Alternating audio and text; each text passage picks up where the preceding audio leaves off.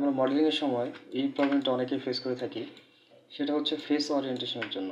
ঠিক আছে, এটা হচ্ছে ফেস ওরিয়েন্টেশনের জন্য। দেখেন আমি এটা এই ফেস ওরিয়েন্টেশন মোডে আছি ব্লেন্ডারে। এখন এই যে ফেসটা, এটা উপরের দিকে ব্লু, এটা বাহিরের দিকে ব্লু, কিন্তু এটা হচ্ছে নিচের দিকে কি রেড।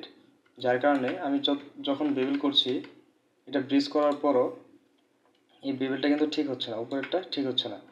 দেখেন আমরা যদি এটা ফেস মোডে গিয়ে শিফট জেড উপরের ফেসগুলো যদি সিলেক্ট করি, আর যদি শিফট জেড দিই, আমি শুধু উপরের ফেসগুলো ধরেছি। ধরার পর এখন কি করব, কিবোর্ড থেকে শিফট এন প্রেস করব আমরা।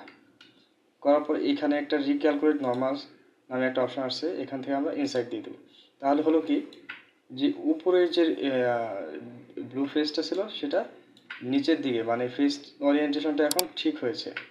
এখন যদি আমরা বেবেল করতে যাই, এজ মোডে গেলাম, যাওয়ার পর এখানে হচ্ছে আমরা এজগুলো ধরব, এজগুলো সিলেক্ট করব।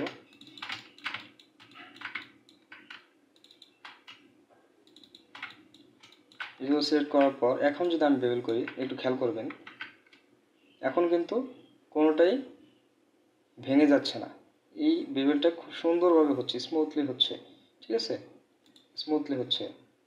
এখন আমি যদি এটা অবজেক্ট মোডে গিয়ে এটাকে Ctrl+C প্রেস করি, তাহলে এটা কিন্তু দেখেন স্মুথলি হয়ে গেছে। তাহলে এই ফেস ওরিয়েন্টেশনটা আপনারা খেয়াল রাখবেন যখন আপনারা কোনো কিছু মার্জ করবেন। ঠিক আছে, কোনো ইন্ডিভিজুয়াল অবজেক্টের সাথে যখন কোনো কিছু মার্জ করবেন অথবা এক্সট্রুড করবেন, দেখা যেতে পারে যে মানে ফেস ওরিয়েন্টেশনের কারণে এটা এমন দেখাচ্ছে। তখন আপনারা ফেস ওরিয়েন্টেশনটা ঠিক করে নেবেন, তাহলেই আপনাদের অবজেক্টটা আর নষ্ট হবে না। আশা করি যারা এই বিষয়টা জানতেন না তারা উপকৃত হয়েছেন, আর যারা নতুন জানলেন তারা ভিডিওটি শেয়ার করেন, কারণ অন্যকে এই ভিডিওর মাধ্যমে উপকৃত হতে পারে। ধন্যবাদ সবাইকে। আসসালামু আলাইকুম।